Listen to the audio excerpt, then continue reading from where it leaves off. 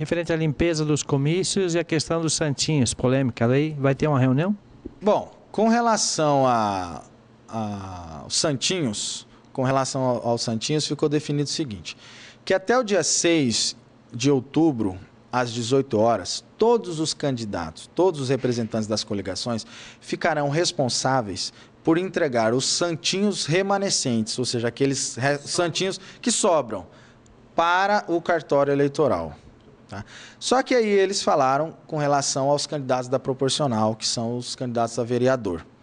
Né? Porque aqui eles argumentaram que teria que ser feita, com relação exclusivamente a esse fato, uma reunião com os candidatos a vereador. E nós aqui ficamos no acordo de que até o dia 15 de setembro haverá essa reunião com os candidatos a vereador, além dos candidatos a prefeito, os candidatos a vereador, ao cargo de vereador, e os representantes da coligação. Aí o local, o horário, depois vai ser definido. Vai ser comunicado para a imprensa?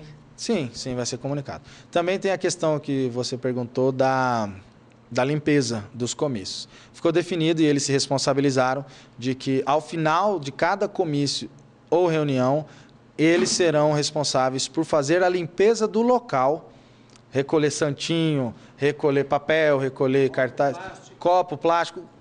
A reunião são eles que estarão promovendo.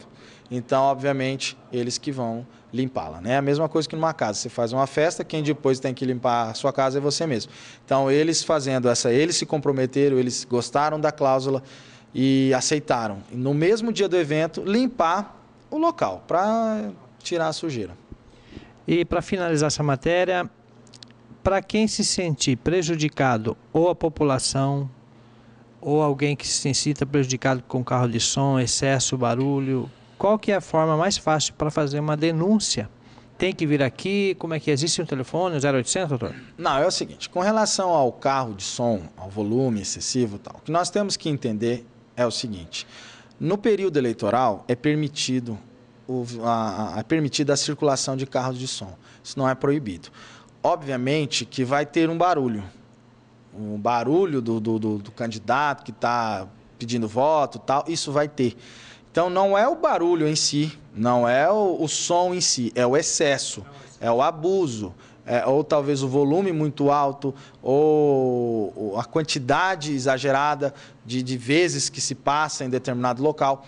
Por isso é que houve no TAC hoje, nós resolvemos estabelecer horários para que a própria população não se sinta prejudicada. Durante a noite, eles próprios concordaram de não passar o veículo. Durante a noite, a partir das 5 horas da tarde, já não passar mais o veículo. E os domingos, para evitar que haja a perturbação do sossego da pessoa que está descansando.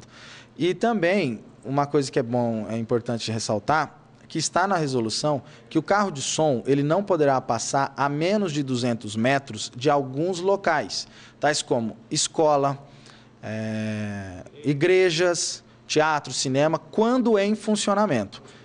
O hospital é sempre. O hospital o hospital é funcionamento é 24 horas. Então, o hospital não pode passar a menos de 200 metros do hospital. Isso não pode. Escola, quando está em funcionamento, não pode. Igreja, quando está em funcionamento. Isso que eles perguntaram, mas e a igreja 10 horas da manhã se não está funcionando? Não há o problema, não tem problema.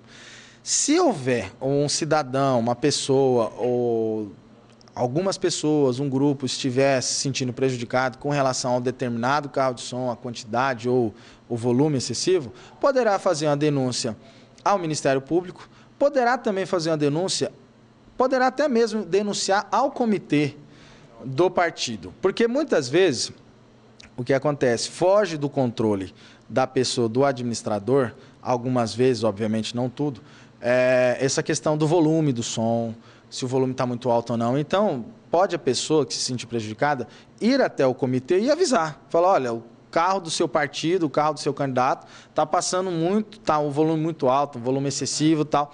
Aí, se esse candidato, se essa coligação entender e resolver, ótimo.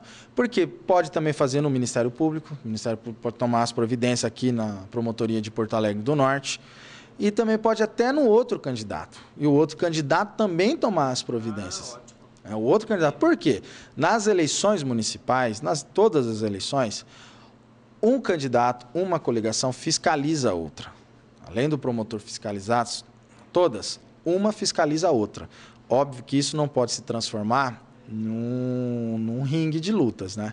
Não pode virar algo no sentido de só querer prejudicar, mas denunciar o que está errado.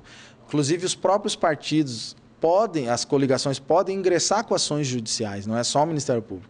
Também é o Ministério Público, mas as próprias coligações, os partidos podem ingressar com essas ações.